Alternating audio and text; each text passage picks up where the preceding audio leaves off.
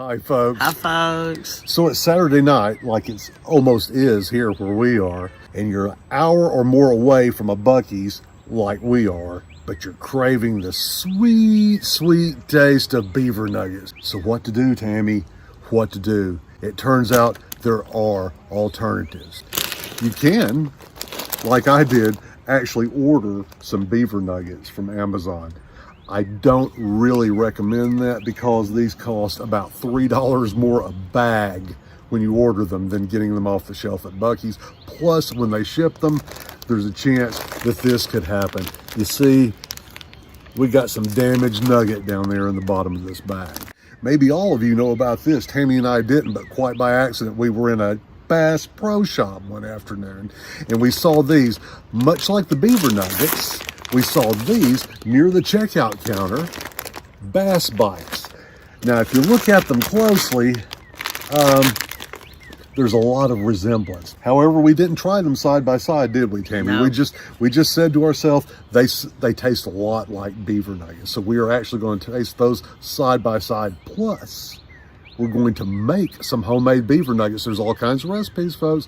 So we're going to make some Beaver Nuggets. We're going to try all three and see if come Saturday night you want to Netflix and chill, but you're nowhere near a Buc-ee's, can we come up with some Beaver Nuggets for you? As you can probably imagine, there are a lot of videos out there that describe just how to make copy Beaver Nuggets. We're not going to try to reinvent the wheel here. Let's just say that there are some basic ingredients in all the Beaver Nugget recipes, and we're going to stick to the basics. In the interest of time, we've already begun melting 2 sticks of unsalted butter. So what you got there, Tam? I got puff corn. And this is just a generic brand of the same thing. Puff, The only one I could find. the only one you could find. And where did you get this at? Walmart. Walmart, of course. So Tam is actually going to add the puff corn to a bowl because we're going to have to mix it here in a minute. Are those puff corns good, Tam? Yes.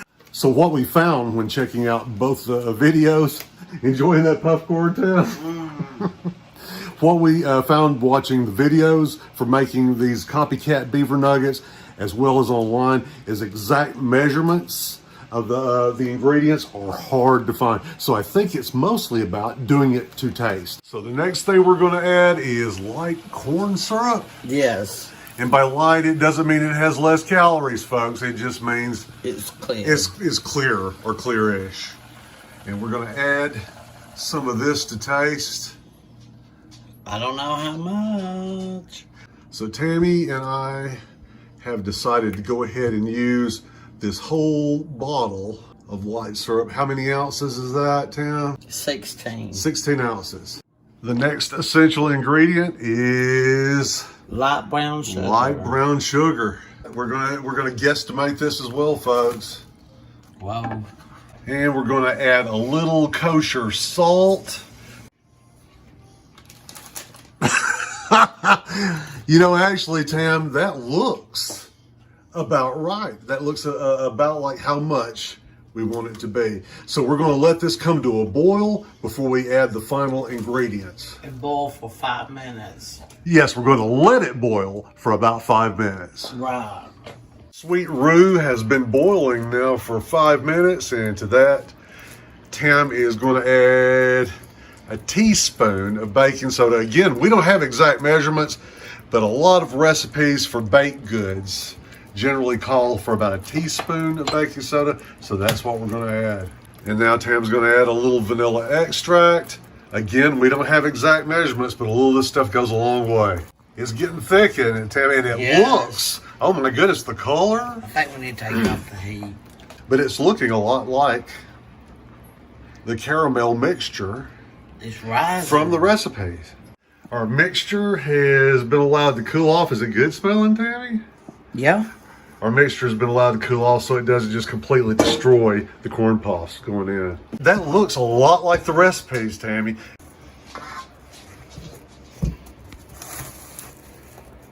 Whoops. Lost one. Tam has spread these out on a pan. You know, it already looks like beaver nuggets It before it does. ever even went in the oven. And it smells, folks, you can't believe how good this smells. We are just going to pop these into a 250-degree oven for an hour and 15 minutes.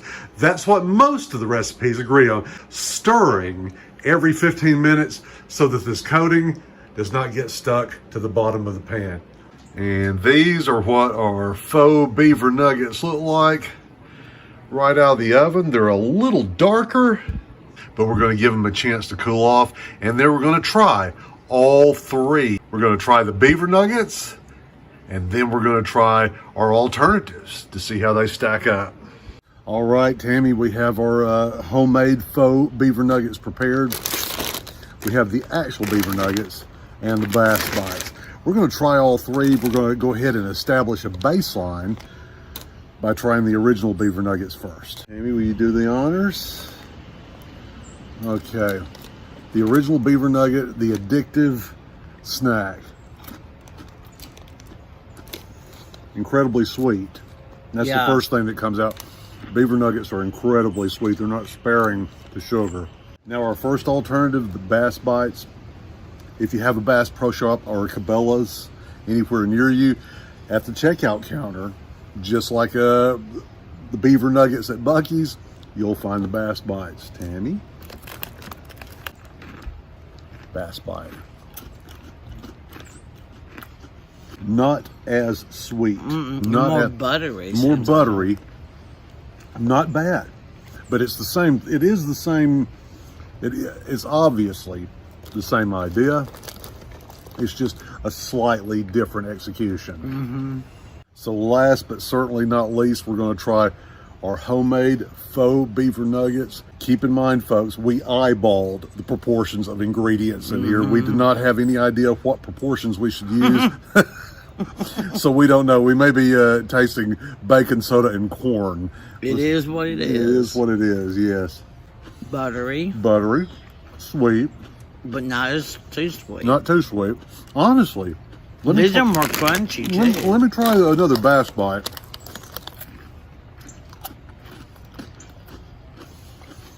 Our homemade faux, in my opinion, our homemade faux beaver nuggets are very close in taste to bass bites.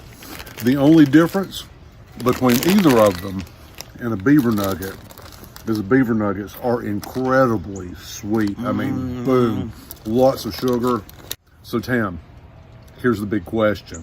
If you didn't have beaver nuggets handy, would you be satisfied if you were chilling around the house with either the bass bites or the homemade beaver nuggets as a substitute for a snack? Yeah. I would too. I would do it anytime. They taste slightly different and they're not as sweet, but it is the same idea, obviously, when you bite into either one. You can make these at home. You saw how simple it was. We eyeballed the ingredients, folks, and the bass bites are available. Second. They would come in, but I don't know. I think the beaver nuggets, well, there's no substitute for beaver nuggets. They're very sweet. It's like candy and a snack at the same time. So they're very good. But I would definitely recommend either the bass bites as an alternative, or if you had an exact recipe, I bet these would be really good. Yeah. So folks, there you have it. If you need an alternative to Buc-ee's addictive beaver nuggets, and like us, we're about, what, an hour and almost an hour and a half from a Buc-ee's. Yeah. If you're far away, you don't want the crushed up ones that you get from ordering them through the mail, you can make your own, or you can pop by the Bass Pro Shop. Until the next time, this is Mike and Tam saying Bye. bye.